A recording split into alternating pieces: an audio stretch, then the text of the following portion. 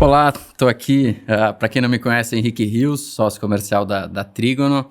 Aqui ao meu lado, Werner Roger, nosso diretor de investimentos e sócio fundador da gestora.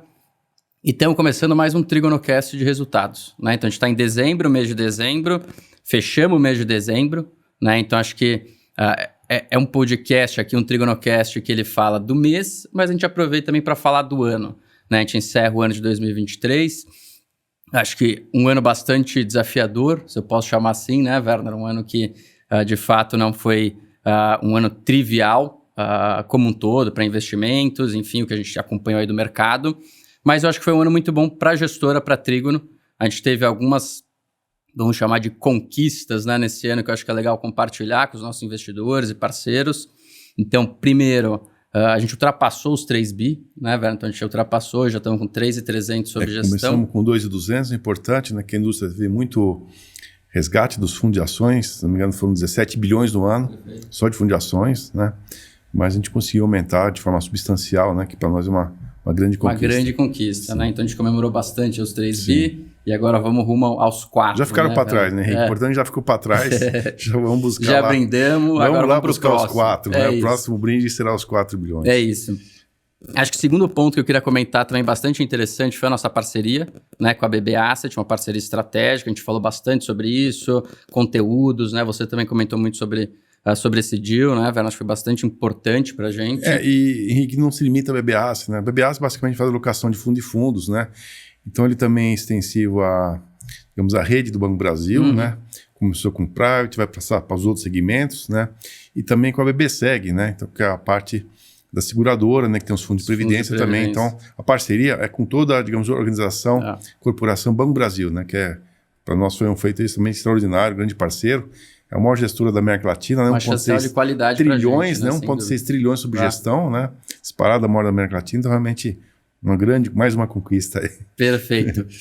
Mais um ponto aqui para compartilhar, o nosso rating da Moody's local, né? O nosso MQ2BR. Então esse ano ele foi reafirmado, né? Esse rating ele vem desde o ano passado, né? Agora na verdade retrasado, porque a gente já está em 24. Mais um ponto foi a gestora tornar signatária do PRI, né? Então, cada vez mais mostrando nosso alinhamento com todos os pontos de ESG. Que conversa muito com o que nós fazemos, né? Realmente, eles têm lá 6 pontos principais, né? Onde os signatários têm que contribuir ou cumprir, né? Que seria a palavra. E nós já cumprimos com 6 pontos disparados, né? Inclusive, desses pontos é assim, levar para a comunidade, né? Para o mercado, as melhores práticas. O que a gente faz aqui, como fizemos no nosso Trígono Day, né? Através do painel de governança, são os painéis, e fazemos também continuamente nas resenhas, nas lives. Então, para nós, assim, foi muito simples cumprir com os requisitos do alinhados, PRI. Alinhados, já estamos totalmente alinhados. E ainda nesse tema de ESG, né, a gente teve o 3º ano consecutivo do nosso relatório de sustentabilidade e pegada de carbono. Acho que é legal também falar um pouquinho da evolução desse relatório, né, Werner, que a gente consegue ver isso claramente. A gente fez através da consultoria ATA Sustentabilidade, né, que é uma empresa que está há mais de 16 anos no mercado, né? Tem grandes clientes, assim, nomes extraordinários que são os clientes deles, e nós fizemos os 2 primeiros, basicamente era da pegada de carbono, né? Então esse terceiro, no lado que é a sustentabilidade, né, porque ele traz água, né, gestão de água, energia e de resíduos, né, que são os pontos principais aqui, além do próprio carbono, né, dos gases de efeito estufa. E para este ano, né, 24, nosso compromisso também trazer as questões do S, né, do social, que é tão esquecido, né? Ninguém fala do S, fala do E, do G. G também é um pouquinho mais esquecido, né? Mas vamos agora também enfatizar, observar as práticas de governança e aí sociais, aí sim, complementar o ESG, além da sustentabilidade. Então a gente está indo, na verdade, para o 4º ano, né? Quarto ano, né? Mas cada vez incorporando mais elementos, né? E ficamos felizes, por exemplo, que caiu a pegada de carbono, né, por capital investido, né, por, digamos... Conseguiu ver evolução, então, né? Estamos melhorando e as empresas também estão melhorando as suas práticas. Então, mais relatórios de estabilidade das empresas, né? A gente observa lá todas as práticas que está evoluindo e talvez seja uma contribuição nossa também, Henrique. Então, é um dos pontos do PRI, né, contribuir através dos conselhos, através dos acionistas. Então, nosso papel também é contribuir que as empresas melhorem suas práticas de ESG ou de sustentabilidade, né? Ou investimento responsável, que é a palavra que eu prefiro, né? Porque ESG é investimento responsável, né? Que aí engloba tudo. Perfeito. E por último, acho que comentar aqui o lançamento de 2 produtos, Então a gente teve o lançamento do Icatu 7030, né? Então com a seguradora Icatu, um fundo para público pedido geral. deles, né? Interessante, né? Porque eles nos pediram, né? Então, assim, a gente fica feliz quando o cliente pede mais, né? Tá satisfeito com o que tem e quer mais um produto. E bacana que assim, com a Icatu a gente vai até falar do fundo que é o Icatu 100, que ele é 100% renda variável, né? Então ele é para investidor qualificado e faltava esse produto para o público geral junto com a Icatu. Sim. Icatu gosta muito. O qualificado tem que ter mais de 1 milhão, né, de recursos investidos, então limita bastante. Então com esse 70% você abre um leque maior de participantes, né, aquela pessoa física que não tem tantos recursos, né? E de novo é importante que você pode fazer a migração, né? Você pode fazer portabilidade, né, de um gestor, de uma seguradora para outra, né, de uma forma simples. Então quem não está satisfeito com os seus rendimentos, oferecemos aí dois produtos, na verdade, vários produtos, né? Mas esse mais um na nossa grade, mais um. E por último, acho que um produto diferente dentro da nossa grade, que é o Parthenon. Né? O Parthenon é o primeiro fundo da gestora 100% mid e large caps. Né? Então ele de fato vai buscar as oportunidades dentro dessa camada. Não é então, isso? Henrique, ele é bastante complementar, né? Porque nosso definição de small caps é abaixo de 10 bilhões, tá? de valor de mercado e capitalização. O mid cap é de 10 a 30, né? E a partir de 30 são as large caps. Então ele não conversa com os small caps. Então dá também diversificação para quem estuda Trígono, né? E nós vamos mostrar ao mercado que nós sabemos fazer além de small caps, né? Na verdade, a minha vida corporativa foram 25 anos dedicados só a large caps, também empresas médias.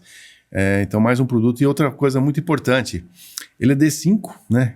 Então você tem um resgate, cotiza em 5, né, e mais 2 dias para receber. Então, na verdade, é um D7, já considerando 5 dias para fazer a cotização. Então, quem não se sente confortável com 30 dias, né? O pessoal até que gosta de marketar, a gente não recomenda muito, mas de repente precisa de um resgate de uma forma mais rápida, ou acha que o mercado vai cair, ou vai subir também, é importante, né? Vai de um lugar para o outro. Então, assim, é um D5, né? E empresas líquidas, com liquidez acima de 10 milhões por dia e com valor de mercado acima de 10 bilhões. E então, que traz todo o nosso racional já, toda a nossa tese SG, né, o EVA, dividendos, né, ele traz tudo que a gente já aplica nas demais estratégias, né, nessa nova estratégia. Realmente estamos muito felizes, né, e também com um ticket de R$100. É 100 ou 50 reais. Né? Então, bastante democrático aí. Né? Já está aberto aí, inicialmente no BTG, mas a gente espera levar para outros parceiros, outros distribuidores. Né? Logo terão outros nomes aí distribuindo o produto. Perfeito. Bom, acho que esses são os principais pontos que eu queria compartilhar com a turma. Né? Então, a gestora, vamos dizer assim, a Trígono completou 6 anos nesse ano. Por mais que os fundos aí mais antigos têm 5 anos e 8 meses. A gestora em si, então você e o Fred fundaram há basicamente 6 anos e 2 meses, poderia dizer, Werner? Foi outubro, né? Na verdade, exatamente, isso, né? Por aí. Fizemos o nosso Trígono Day já com 6 anos e 1 mês, né? É nosso aniversário. Agora, mais um ano aí para realmente, esperamos entregar resultados, né? Alfa e satisfazer as expectativas dos nossos investidores, né? E realmente, acho que a grande oportunidade com a Trígono é a diversificação, né?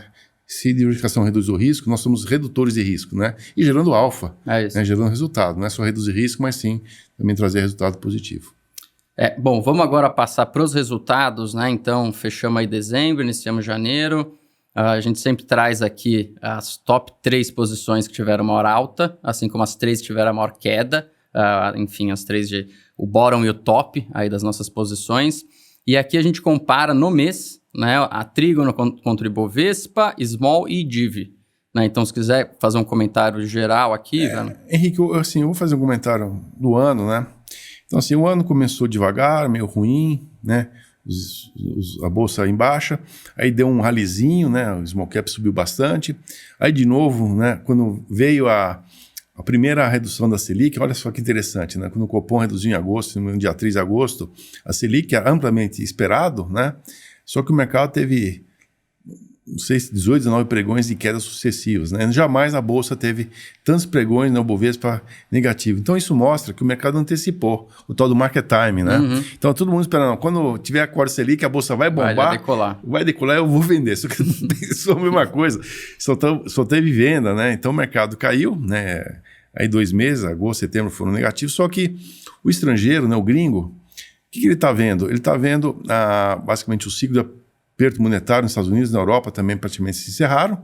A dúvida é quando e quanto começa a cair. E eles estão procurando tomar mais risco, né? O Nasdaq subiu 43%, né? O S&P, se não me engano, subiu 23%, 22%. Então, quando você reduz o teu risco, né, ou taxa de juros, eles vão buscar os mercados, né, além onde eles já estão investidos. Surge aí o mercado de emergência, o Brasil com o mercado líquido, conhecido, né? Então, em novembro e dezembro, veio muito recurso para a Bolsa, né? Só que, basicamente, o que o estrangeiro faz? No primeiro momento, ele compra mercado, ele compra liquidez. Ele não quer saber se o petróleo vai subir, se o minério de ferro vai subir, né, se a Selic vai cair. Ele está se posicionando no Bovespa, né, no Brasil, nos ETFs, né, aqueles fundos passivos, né, que seguem lá os índice, os benchmarks. Né? Então, assim, não tem fundamento. Basicamente, é liquidez e mercado. No segundo momento, que a gente espera agora gradativamente, ele começa a olhar o valor. Primeiro, assim, é liquidez e mercado. O segundo movimento é o valor, que as empresas estão mais baratas, descontadas. Aí, olha, setor, perspectiva. E a gente espera que agora haja essa segunda onda, que é refinamento, né, do tipo de investimento, né? E aí a gente espera que o valor determine, né, realmente os parâmetros de preço, né? Porque hoje o que determinou foi liquidez, não tem nada de valor. Então, acho que explica um pouquinho, até porque nós ficamos para trás, porque nós não estamos nos índices, nós não estamos lá nos ETFs, é o perfil do mercado, óbvio que a gente fala, né? No óbvio que é todo mundo igual, é tudo liquidez, tamanho, size, tamanho, e nós oferecemos uma perspectiva, né, de diversificação em relação ao que está no mercado. Então, vamos ver agora. Esse perfil, além do óbvio, né, que a gente comenta muito, pode acontecer momentos como esses, né, que, enfim, o mercado anda muito, não por questão de fundamento, e a gente não anda no mesmo ritmo, né? É importante, Henrique, nós compramos empresas, né? Nós somos sócios de empresas, né? Quem investe conosco é sócio de empresa, está comprando um pedaço da empresa. As empresas vão muito bem, né? Nós vamos ver agora a resenha de janeiro, né, que está saindo nos próximos dias, que nós comentamos as 8 principais posições, né? Damos fundamentos, os riscos todos. Vocês podem perceber que são empresas muito fortes, temos de balanço, resultado, dividendos, né? E a gente acha que também que o investidor, né, aquele mais qualificado, que conhece o mercado, analisa as empresas, eles vão se posicionar nas boas empresas e não só no mercado. Então vamos ver essa segunda onda agora, né, o que vai acontecer nesse ano. Com certeza estamos otimistas aí. Sobre as empresas, né, você até apresentou aqui. Então, na Trígono, nas 3 principais, digamos, empresas que mais valorizaram foi o Júlio Simões, né, do grupo Simpar. Até fizemos também uma live com eles. A empresa está crescendo bastante, mais de 30%. Ela está consolidando aquisições que ela fez no passado, que agora o balanço é consolidado. Ela é menos endividada do grupo Simpar, né? Então, basicamente, é por fundamento, sim, né? Então, realmente mostra aí com 28% de ganho. O Banco da Amazônia subiu 17%. Fizemos uma live, última live do ano passado, né, com o CEO Lessa, que é um profissional assim extraordinário, a carreira que ele teve no Banco do Brasil, em vários conselhos. E ele comenta na nossa live que ele esteve lá em Dubai, na COP28. Até foi uma pergunta que eu fiz, onde o Banco do Amazônia ele pode ser um gestor daqueles recursos que vão para a Amazônia, né? Então tem na Noruega, tem na Alemanha, tem várias organizações multilaterais. Mas assim, invisto em quê? O que eu faço com esse dinheiro, né? Eu conheço, esse cara atende as questões ambientais, né? Então assim, o Banco da Amazônia ainda não surgiu, ele é um agente, né, de investimentos, né, aplicação de crédito, numa região que ele conhece, tem todos os parâmetros, relações ambientais, as restrições, a gente sabe que as pessoas não sabem exatamente onde está colocando dinheiro. E é um tema que está em alta, né? E paga dividendos, né? Ele até comentou lá que pode vir uma nova emissão de ações, né, um follow-on, para dar liquidez, trazer recursos do mercado. E o banco, para nós, é o mais barato do mercado, mais descontado, né, muito forte, e conta com recursos, né, do Fundo Constitucional do Norte, né, que são o imposto de renda, né, o PIS/COFINS, que não muda nada com a reforma tributária. Então, ele continua tendo recursos, né, da União, constitucionais. Então, em termos de funding, né, o banco está muito bem posicionado. Não tem que comprar dinheiro, não tem que oferecer CDB. O dinheiro vem e com custo baixo, né, um custo muito baixo. Então, explica aí, né, por fundamento. E a SEB, né, Companhia de Energia de Brasília, né, subiu 16%, por fundamento também. Empresa que não tem dívida, paga bons dividendos, né, agora acabaram de contratar o Walter Farias, que esteve no nosso Tribune Day, é um consultor de governança. Vejam só, o Conselho de Administração, que está em ata, contratou o Walter Farias para fazer toda uma organização de governança e de RI. E por coincidência no Basel também. Veja só, a mesma pessoa. Olha só.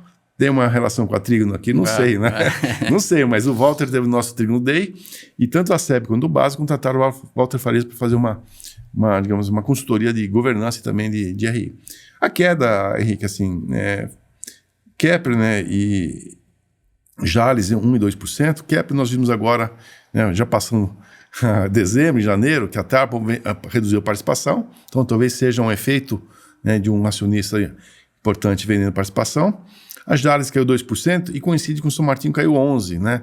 Na verdade, o preço do açúcar ele caiu em dezembro, né? Basicamente os hedge funds, as trades, né, põem no bolso, porque subiu 50% do ano, ainda assim está com uma alta de 20%. Né? Acabou de sair, Henrique, os dados de dezembro, né, exportação de açúcar do Brasil foi 3,7 milhões de toneladas, né, foi recorde mensal, e com preço em média 22% acima do ano passado, né, dezembro do ano passado. Então, mesmo com a queda do açúcar, um aumento de 20% do preço, onde a soja caiu, o milho caiu, o algodão caiu, quer dizer, muitos produtos agrícolas caíram. É bastante expressivo. O trigo caiu, mas o açúcar está firme e forte e doce, né? Outra coisa, São Martinho anunciou aí uma reavaliação das terras pela Deloitte, depois de 2 anos, 6,3 bilhões. Se a gente pegar o valor dos canaviais, que dá mais ou menos 4 bilhões, né, por hectare, assim, o total dos canaviais de São Martinho, só entre terra e cana é mais que o valor do mercado de São Martinho, 10 bi. Então você leva um EBITDA lá de 3 bilhões por ano, digamos de graça, mais dividendos, basicamente com terra e cana, fora as usinas, fora os maquinários, fora, né, esse intangível na companhia, então realmente está muito descontado aí. Então essa queda de 11% para nós é oportunidade, não significa nada em relação aos fundamentos da empresa. Então basicamente isso que explica aqui essas principais alterações nos nossos fundos, né, nossas empresas investidas. Perfeito. Bom, nesse slide aqui, Werner, a gente traz, né, dado que a gente encerrou o ano, aqui a gente traz uma visão setorial e acumulando o ano de 2023. Né? Então, nossos 4 fundos que a gente está trazendo aqui para discussão, o Flag 60, que é o nosso fundo que está aberto dentro dessa estratégia para captação, o Delphos, o Verbier e o Icatu 100, nosso fundo de previdência. Né? E aqui a gente traz essa visão setor e quanto que foi a rentabilidade no ano por cada um desses setores. Né? Então, se quiser comentar um pouco, acho que... Perfeito, Henrique. Através das nossas lives, também resenhas, principalmente, né, quando a gente dá mais detalhes, nós temos basicamente 3 setores, né, que são os principais da Trígono, né, combinando todos os fundos. Que é a indústria, basicamente eu cito aqui, não é segredo de ninguém, basicamente a Tupi, a Metal Leve e a Schultz. Né? A Sullense um pouquinho menos, né, é uma empresa microcap, mas essas 3 são as principais. O agronegócio, que é o segundo setor, nós temos, comentamos aqui Jalles e São Martinho, né, as 2 principais do açúcar e etanol, e a Kepler Weber, que é a empresa de silos. São negócios que não são relacionados, né, silos com o açúcar e etanol dentro do agronegócio. O terceiro setor, né, que são basicamente são as commodities, nós temos 2 subsetores, que é a Ferroligas, através da Ferbasa, também não é nenhuma novidade para ninguém, né, basicamente ligado à siderurgia e mineração, aí, como vocês estão vendo. E o setor químico, basicamente a principal empresa é a Unipar, temos também a Tronox, né, como menos relevante. Então, basicamente, esses 4 setores são os principais dentro da Trígono. Né? Então, ficamos felizes, né, que a indústria, que é a nossa maior participação, teve a maior contribuição. Né? Vocês estão vendo nos 4 fundos, né, em 3, basicamente nos 4 foi a indústria. O agronegócio foi vice em 3, né, em terceiro lugar no Delphos. Serviço financeiro, também nós temos uma participação no Delphos, não é só small caps, não é mid cap, nós temos Banco Brasil também no Delphos, que paga bons dividendos, né, tem valor. Então, serviços financeiros também incorpora... Não e que, por exemplo, não está no flagship, é um fundo de small caps. Não está no flagship, né? Ele pode estar em fundos que não sejam small caps. Qualquer fundo não small caps, o Banco Brasil pode estar participando. E o Banco da Amazônia, né, com um retorno muito, muito importante que ano passado. Químico também, depende do fundo, ele foi um pouquinho mais positivo ou negativo. E a mineração e metalurgia foi o maior detrator, basicamente, função de Ferbasa, né, dentro do setor de mineração e metalurgia. Também a Vale sofreu no ano, Gerdau, em Minas. Então, muito a ver com o top-down, né, com a siderurgia, onde Ferbasa está nesse contexto aí de setor siderúrgico, né, especialmente dominado pela China. E é importante também olhar no ano, vocês estão vendo aí, apesar que o Flagship 60 ele teve um retorno de 10%, né, nós temos aí um negativo de 6,8%, né? Puxa, o que é isso? Caixa e custo. Na verdade, parte dos custos é a taxa de administração, que é 2%. Tá? Isso aí, todos os fundos é 2%. Então já entra com 2% negativo.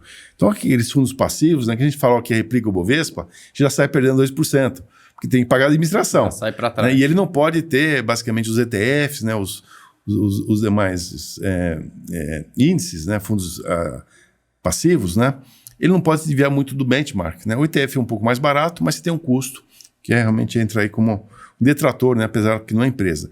A diferença desses 2% é a taxa de performance, né? Mas é ruim? Não, é bom, porque mostra que o fundo gerou alfa em relação ao benchmark, né? Esse foi o primeiro semestre mais que um semestre, então eu tenho que tirar o alfa, né, que gerado, 20%, que é a taxa de performance que fica retido para o gestor. Para a gente ganhar, o cotista tem que estar ganhando também. Então, o cotista ganhou 80% além do benchmark, do referencial. Nós ficamos com 1/5 disso aqui, né? Mas basicamente compõe o custo. Então, basicamente, esse valor que vocês estão vendo, esses percentuais, incorporam a taxa de administração, e também a taxa de performance. A despesa de trading, né, de corretagem, não está aqui, né, já está dentro da própria avaliação dos fundos. Então não é que eu desconto dos cotistas a corretagem, não. Então o desempenho já está ali líquido das corretagens quando a gente faz as compras e vendas. Tá? Então basicamente são esses fatores, né, o Delphos e o Icatu aí quase que empataram, né, pouco mais de 16,5%. O VRB ficou numa posição intermediária, né, que ele tem o Bovespa como benchmark, o Delphos é o dividendos, né, o IDIV, o Icatu 100 é o Bovespa e o flagship é o Small Caps. Então, basicamente, são esses fundos que estão apresentados aqui, né, todos positivos, né, nenhum deles tiveram jamais um retorno negativo, desde o início da gestora, né, anos melhores e menos melhores, mas é importante que ninguém perdeu dinheiro com nossos fundos, né. Bom, passando agora aqui, a gente vai quebrar fundo a fundo, né? Então, primeiro é o Flagship 60, nosso fundo ID60, 100% Small Caps, né? Então, o índice de referência é o índice Small. Dezembro foi um mês forte para o índice, né? Esse ralizinho de final de ano que a gente comentou, fez com que a gente ficasse aí no ano para trás do índice, né? Então, o fundo aí teve uma rentabilidade de 10%, 10,1%, contra o índice de 17%, né? Então, de fato, o fundo ficou para trás. Mas sempre importante alongar a janela, né? O que a gente bate para estar mais alinhado com a nossa estratégia, esse perfil de ser sócio de boas companhias, é alongar o prazo para isso. Henrique, você veja aí quanto maior o prazo, né? Maior o retorno, maior o alfa, né? Agora a pessoa gosta muito de olhar muito curto prazo. Não subiu muito, pelo contrário. Quando subiu muito, significa que ele tem, digamos, um potencial maior. Quando você compra aquele que subiu muito, como foi agora o próprio índice Bovespa em dezembro e novembro, então você comprou, digamos assim, um mercado que se valorizou demais, está comprando caro, está comprando o topo. Então, para nós, eu falo assim, a mola foi comprimida, né? Comprimida. Então, você pode soltar essa mola, que a gente espera por fundamento, que nós pegamos o Flagship 60 desde o início, em torno de 258%, isso significa, Henrique, composto, né, ano a ano, já fazendo, decompondo mensalmente e anualizando, 25,2% ao ano de retorno, ao ano, com pandemia, com Selic subindo, com recessão. E contra um índice de 34 acumulado. Acumulado em quase 6 anos, né? 5 anos e 8 meses. Então, assim, e com todos os ventos contrários ao que seria small caps, né? Sofrendo aí com todas as questões, não só no Brasil, mas também no mundo, né? O estrangeiro ele se retrai, juros subindo lá fora, mais risco, menos disposição a tomar risco emergente em small caps. Então, basicamente, a gente está feliz com o retorno histórico, né? Ele está quase ali no topo novamente, mas deu essa barrigadinha e a gente vê quando ele barriga, ele volta, né? Então, portanto, talvez seja uma oportunidade de investir. Setorialmente, né, a indústria ela passou até do que a gente gostaria de ter, mas pelo bom motivo, né? A se valorizar, a gente não quer vender papel. A gente não quer vender metal leve, não quer tubi, chutes. À medida que o fundo for crescendo, com ingressos, elas serão diluídas, né? A gente vai comprando outros setores, né? Eventualmente outros setores para o agronegócio ou mineração que não tiveram um desempenho tão positivo, eles podem subir e aí diluir a posição da indústria. Então, basicamente, esse desempenho no longo prazo é muito bom e no curto prazo, não vou dizer que foi excepcional, né? Mas 10% está bom aí, num mercado bastante difícil aí que nós tivemos ano passado, com muitas oscilações. Por isso, assim, o market time, às vezes, você dá um tiro errado, né? Você acaba vendendo quando cai, e comprando quando subiu muito, e pode ser justamente o inverso, né? O que subiu muito pode cair, o que caiu muito pode subir em seguida. Né? Eu tenho um amigo, Werner, que ele fala assim, se você quer investir na bolsa sendo sócio de boas empresas e quer um retorno em 2, 3 meses, é melhor você pegar esse dinheiro e jogar em cassino, que é mais divertido. Então, acho que essa é um pouco da cabeça. É o longo prazo, é você entender o que está por trás da cota, que são companhias. Né? O mercado precifica, não tem jeito, mas o que está por trás são empresas. Né? O cassino é divertido, mas tem um divertimento que eu acho ainda melhor ainda. Especialmente quem gosta de cavalo, vai numa coisa de cavalo, vai lá, escolhe, tem 12 cavalos, escolhe um lá, fica na cerquinha torcendo, né? Tem muita opção também, eu garanto que é uma versão, inclusive, mais barata. Mais animada, né? É mais você animada. Você perde menos dinheiro. É isso. Bom, passando um pouco aqui, a quebra setorial do fundo contra o índice, né? Que a gente consegue enxergar em quais setores o fundo gerou alfa e quais setores não, né? Ele perdeu para o índice. Então, você vê que indústria, o nosso fundo ele tem um peso muito maior do que o próprio índice, assim como o agronegócio, assim como mineração e metalurgia. E tem diversos setores ali embaixo, inclusive a gente não tem exposição. Então, eu queria comentar, Henrique, também a questão da indústria, né? O governo acabou de propor medidas provisórias de projeto de lei, né? O MOVER, onde o Brasil basicamente incentiva os combustíveis renováveis, limpos, como é o caso do biometano, do etanol, no futuro hidrogênio, né? Hidrogênio verde. Então, tudo isso vai ajudar muito nessas empresas que nós comentamos, especialmente a Tupi, né, através da MWM, da própria Tupi, e também através da Metal Leve, né, que ela faz basicamente componentes para motores, novas tecnologias. São 19 bilhões que serão, digamos, investidos de uma forma subsidiada a esse programa, e basicamente a custas de impostos, por exemplo, carros elétricos, na importação, da eletrificação, dos híbridos que não sejam a etanol. Isso vai ser tributado, já começou em janeiro, então basicamente uma realocação de impostos, né? Vai pagar impostos o que o Brasil não produz, que importe, contribuindo com a nossa indústria. E que outro, né, proposta do governo diz respeito à indústria, que é a depreciação acelerada. O que significa isso? Quando você investe, por exemplo, 100 milhões, né, compra equipamentos, né, novas máquinas, etc., normalmente você deprecia em 20 anos, né, com 5% de depreciação, imposto de 34%, mais ou menos 1,7 milhões, digamos, de redução do lucro, né, através do seu imposto. Através desse projeto, você vai poder depreciar em 2 anos. Então, 100 milhões significa 50 milhões ao ano, né, você tira 34% do imposto de renda, dá 17 milhões a menos de imposto de renda, né, contra 1,7. Então, você tem um ganho mais ou menos de 15 milhões a menos de imposto de renda e aumento do lucro líquido. Porque, assim, a questão é tributária, é fiscal, não é societária. Então, o imposto vai ser menor, mas a depreciação do balanço da empresa não, é só para cálculo do imposto, né? Então, mais dividendos, mais recursos, né? E como eu estou investindo na indústria, justamente a indústria, não só que ela investe, né? É típico das empresas de capital mais intensivo, como a indústria, como também fornece. Então, os clientes dessas indústrias vão investir mais. Por exemplo, Kepler é uma indústria, está no agronegócio, mas quem investir em silos, armazéns, por exemplo, as tradings, né? O setor dos portos, ferrovias, eles vão poder abater esse investimento do seu lucro. Muito importante, né, para nós esses projetos. E você falou de outros setores, né? Veja lá, educação, varejo, saúde, construção, tecnologia, consumo, é tudo ligado ao Selic, tudo muito ligado cíclico, a juros, né? Tudo muito cíclico. Nós apostamos nisso aí, né? Eu não vou apostar top-down porque os juros vão cair. Tanto que a Selic caiu lá em agosto, isso aqui tudo caiu. E vai demorar muito tempo até que a queda dos juros traga o consumidor para compra, né? Eu vou estudar porque os juros caiu? Não. Você vai estudar se você tiver emprego, se tiver condição de pagar, através do Fiesp, né? Você vai trocar de casa, né? Você vai comprar um apartamento amanhã? Não. Depende do meu salário, da minha renda. Será que eu vou ter emprego?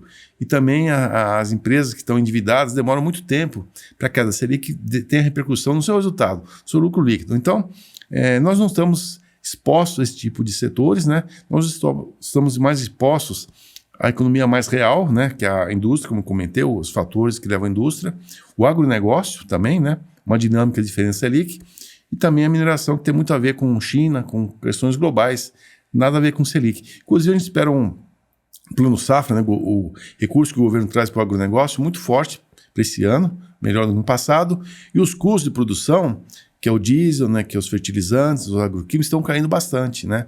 Então, mesmo com um problema climático um pouquinho maior, a cana vai ter um resultado excepcional esse ano, né? Vai ser tão bom quanto o passado, só que o custo vai cair bastante. Então, estamos tranquilos em relação à alocação setorial e não estamos apostando que os juros trarão retorno significativo para esses setores e também queda do custo financeiro desses setores aí que estão muito alavancados. não estamos apostando em alavancagem, desalavancagem. Estamos apostando em crescimento de lucros, mais dividendos, realmente investimento aí que o Brasil precisa fazer no setor industrial e no agronegócio também. Eu acho interessante você comentou, Werner, se a gente pegar hoje nossas 10 principais posições, se eu não me engano, 5 ou 6 são caixa líquido. Né? Então isso mostra bastante. É mais. Já está mais? É mais, então assim, de 8, acho que são 6 são caixa líquido, né? Perfeito. Então assim, são empresas que realmente não estão alavancadas, né? Pode investir, agora vem ser, digamos assim, ó, o governo é só que vale por um ano só. Aí quem está alavancado não consegue pegar mais dinheiro para investir. Vai quebrar lá os seus covenants, os seus ratings, né? Vai piorar o seu rating, né? Você vai ter um downgrade no seu rating, vai ter uma consequência disso. Quebrou um covenant, debenturista pode aumentar ou resgatar antecipadamente. Aqui não, eu posso investir mais, tomar dinheiro emprestado, porque não estou alavancado, e aí ter o benefício da depreciação acelerada e do crescimento dos resultados nos anos futuros. Perfeito. Bom, Tupi, acho que o Werner já comentou, né, um pouquinho da parte de indústria, que foi o principal setor que trouxe resultado para o fundo. Construção também que a gente falou, né, da questão cíclica, que não é o nosso perfil aqui. E a Tupi, né, é interessante que o setor automotivo do Brasil, né, cresceu 10% no ano passado, caminhões, a produção caiu 37%, houve uma evolução, né, dos motores nas emissões, né, uma nova, digamos, legislação relativa, né, mais apertada nas emissões. A venda de caminhão caiu 37%, mas a demanda está aí, demanda reprimida. E esse ano, né, a Anfávia, que é os fabricantes, e também a Fenabrave, que é os distribuidores, esperam um crescimento aí de 10% a 15%, né, entre carros leves e pesados, né? Nós estamos mais otimistas que os pesados, viu, Henrique? A gente conversa com as empresas, quando eles veem na demanda dos seus clientes, que são as próprias indústrias, né? Pode ser mais do que 10%. Só que a indústria sempre não fala que está bombando. Por quê? Porque quer benefício, né? Como é o bom ver, quer de repente recurso do governo, subsídios. Então nunca fala, vou crescer 20%, tá bom demais, vai buscar dinheiro no mercado. Não, tá ruim, precisa de dinheiro. Então assim, as empresas sempre choram, né? O setor chora lá para ver se consegue o benefício do governo. E essa questão de mudança, né, de regulamentação dos motores, é histórico que você tenha a esse momento, né? Essa sempre, barrigada aí no Brasil, na Europa, né? É muito tradicional e no ano seguinte ele volta forte, né? Que é esse ano? Porque assim, a Júlio Simões, né? A Vamos, né? Digamos, a Localiza, porque o preço sobe, né? Então eles acabam jogando um pouco mais para frente. E agora eles precisam, né? O carro ficou velho, você vai lá na Localiza, o meu carro está com 50 mil quilômetros, né? O cliente não quer um carro velho, né? Rodou muito. A frota começa a gastar mais, tem que parar para manutenção. Então empresas eficientes, como é a Localiza, como é a Júlio Simões, como é a Vamos, elas não querem carro velho, não querem caminhão velho. Tem que trocar a frota, né? E agora é o momento de voltar... E é o core deles, né? É o core deles, né? Veículo, digamos, desgastado, gera manutenção, parado, quando para você não aluga, né? Você não tem receita. Perfeito. Passando para o Delphos é o nosso fundo de dividendos, né? Então ele não tem restrição de alocação em tamanho de empresa, né? Mas ele busca as melhores pagadoras de dividendos aí do mercado dentro dessas empresas que a gente analisa, né? Esse fundo, ele também no mês de dezembro ficou abaixo do índice. Você vê que o índice IDIV ele foi um pouquinho inferior ao Small, né? Mas também teve um mês muito forte, quase 7%, enquanto o Delphos ele teve resultado de 4,8%. De novo, ficando atrás no ano, mas quando a gente alonga essa janela, né? A gente não quer que o nosso investidor tenha o resultado de 2023, a gente quer que ele desde o início. É isso que a gente busca, que o nosso parceiro, que o nosso investidor consiga atingir com a nossa estratégia. Né? Então, de novo, esse alinhamento de longo prazo, exposição indústria em primeiro colocado, com exposição um pouco menor, mas ainda assim primeiro colocado, seguido de agronegócio, mineração e metalurgia. E serviços financeiros, né, que basicamente é o BASA, né, e temos também o Banco Brasil aí, né, são bancos bastante complementares, né. Quando a gente olha até nosso, digamos, o Delphos 2 anos, 31%, isso dá com mais ou menos 15% ao ano, né, muito acima da inflação, muito acima da própria Selic, né, e quando a gente vai mais longe, né, desde o início, 235% dá mais ou menos 24% de retorno ao ano, né. O FREG deu 25 alguma coisinha, também um desempenho muito positivo. E o que o EDIV? Petro, que pagou aqueles dividendos extraordinários, né? A Vale também, né? Alguns bancos, né? Alguns setores que pagaram. A gente gosta muito de dividendos, né? A gente adora dividendos, né? E é um pilar nosso, né? Então, o que o Delphos traz, né? Além dos dividendos, né? Que o Jeremy Siegel, né? Que é o professor lá de Wharton, ele demonstra nos seus investimentos de longo prazo que é o principal fonte de retornos, 2/3 dos retornos, inclusive nos Estados Unidos, que é o mercado mais desenvolvido, 60% do retorno nos Estados Unidos vem de dividendos, né? Isso no prazo de 20 anos. Né? Então, o nosso perfil é investidor a longo prazo. Então, aqui no Delphos, que ele não é limitado a small caps, mas a gente está buscando oportunidades small caps, das duas coisas boas, que é dividendos e small caps. Né? Crescimento e dividendos. Cresce e paga, mas como cresce e paga dividendos e não tem dívida, né? Aí, meu amigo, são poucas empresas. Por isso que tem lá 10, 12 empresas, né? Em 250 small caps da Bolsa, né? Que são negociáveis, né? Na verdade são mais. Você vai pegar 4%, que é a nata mesmo, né? Bastante. Aquele que nem o leite, a nata é 5% que tem lá a gordura. Então, nossa gordura é igualzinho o leite, 5% naquele leite gordo, gostoso, né? 5% da nata da Bolsa está aqui no IDIV e que paga bons dividendos. Metal Leve, por sinal, foi ano passado a empresa que mais pagou o yield, deu 37%, passou a Petrobras, né? Saiu nas mídias, uma posição importante nossa aqui.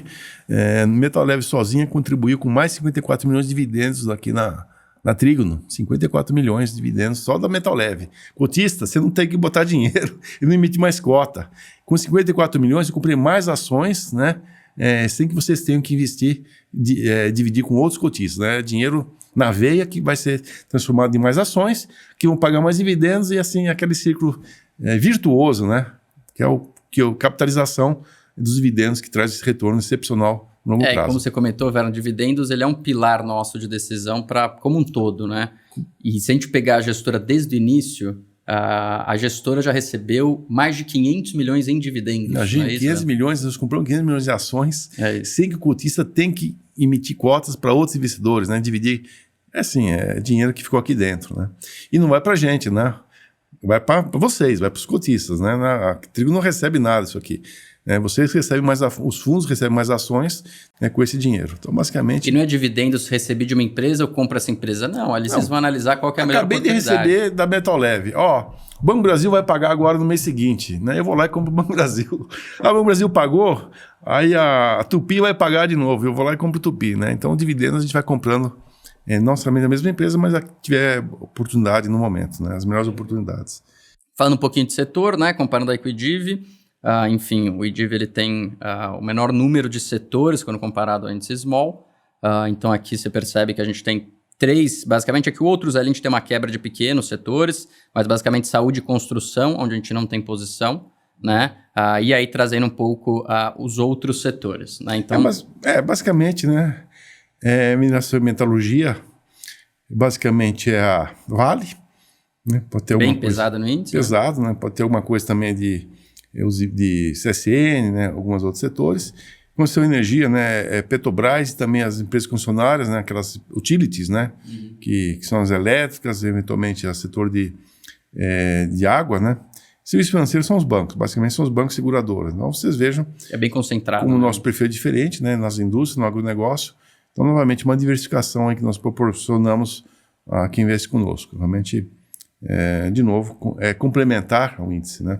Aqui no setor do agro, São Martinho, que a gente comentou lá no início. São Martinho, né, e Kepler também, né? Kepler, em 2022, foi uma das que mais pagou dividendos. Porque além dos dividendos, ela reduziu o capital. Né? Ela tinha excesso de caixa, excesso de capital, não tinha lucro acumulado, então retorna esse capital acionista, que para nós é como se fosse dividendos, né? Porque é uma remuneração do capital investido do acionista, né? Então, basicamente, especialmente São Martinho e Kepler, né? Que são bons pagadores de dividendos. A gente espera bons dividendos da São Martinho para esse ano agora, né? Ela fecha o balanço em março, né? Então o dividendos desse ano vai ser distribuído ao longo de 24, ainda não veio. Perfeito, aqui na parte de concessão e energia, né, que é bastante pesado no índice e já o nosso fundo 2% só de participação. Acho que esse setor vai ter que investir muito agora, né, com novas concessões. Nós vimos o problema da Enel, né, dia sem luz, aí trocar transformador, né? Então nossa posição é pequena aqui no setor, porque vai ter que fazer muito investimento, menos dividendos agora no futuro. Então, o histórico não garante o futuro, né? Quem pagou muito dividendos no passado não necessariamente vai pagar para frente. Para a gente olha para frente, né? Passado é uma referência, mas o que nos remunera é o que vem pela frente. Passado passou, acabou, não virou a página. Então, para nós é importante o futuro. E aí, por último, nosso terceiro fundo de ações, antes da gente entrar no nosso fundo de previdência, que é o Verbier. Né? O Verbier tem como índice de referência Ibovespa, então ele é um fundo, vamos chamar assim, all caps, ele pode alocar em qualquer tamanho de companhia. Claro, carrega bastante do nosso viés, mas ele não tem limitação por tamanho. E, de novo, índices foram muito fortes no mês de dezembro, né? Esse rally de final de ano, Ibovespa aí com quase 5,5% de alta, 5,4%.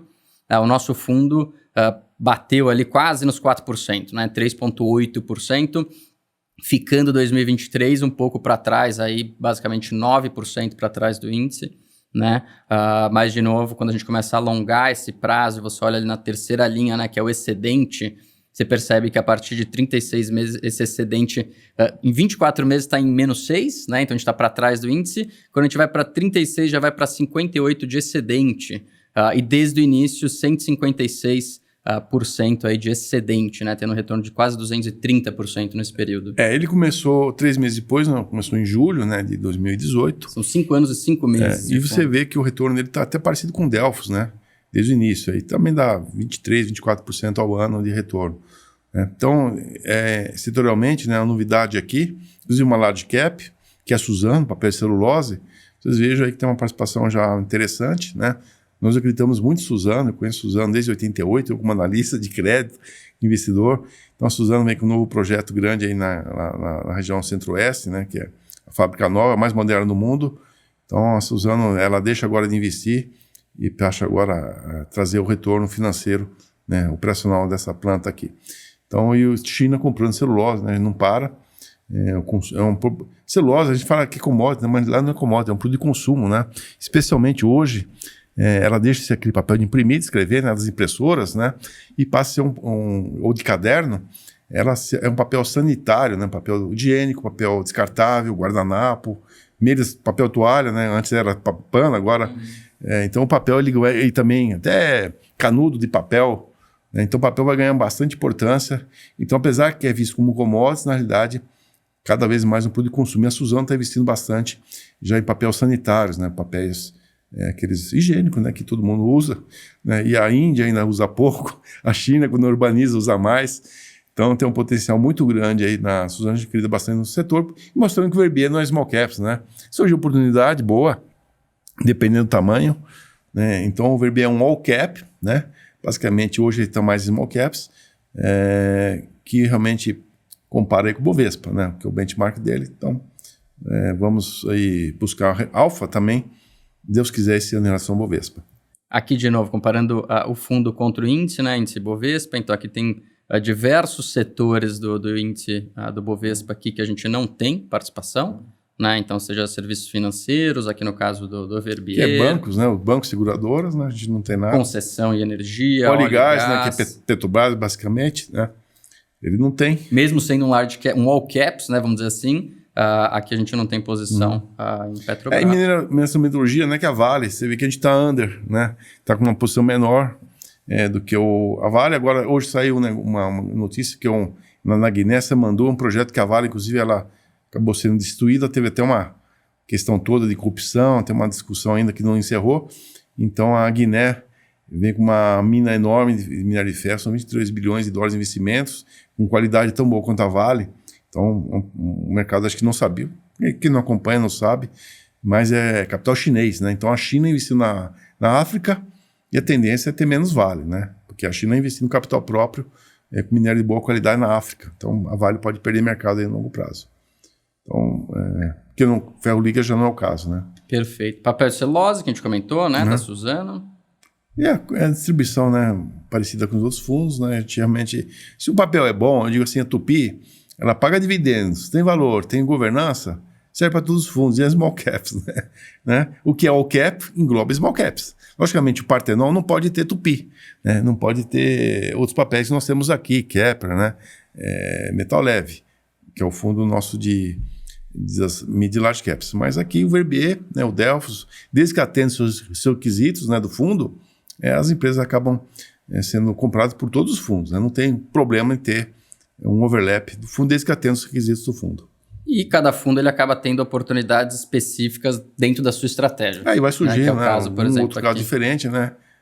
Oportunamente a gente vai diversificando da medida que for possível.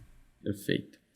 E por último, nosso fundo de previdência, Catu 100, né? A gente começou o nosso podcast aqui contando algumas novidades. Uma delas foi o nosso novo produto com a Icatu, que é o 7030, e o Icatu 100, que é um fundo mais antigo. A gente já tem 3 anos e 5 meses, chegando basicamente esse mês a 3 anos e meio de histórico, né? Então, esse fundo ele tem como índice de referência Ibovespa, de novo, foi um mês forte, Icatu teve 3,8, e quando a gente a longo prazo, né, acho que o produto, a nossa estratégia para um produto de previdência, ele faz muito sentido, né? Então, parece que assim, o investidor ele acaba tendo um pouco mais de paciência com o produto de previdência, por mais que tenha portabilidade, isso às vezes atrapalha um pouco, né? Mas aqui a gente consegue enxergar também o impacto desse longo prazo na nossa estratégia, né?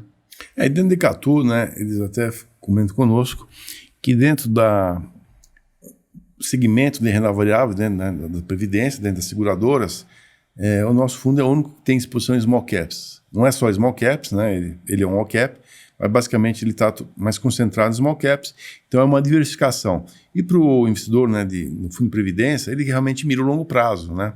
Aí tem dividendos, tem a valorização das cotas, né?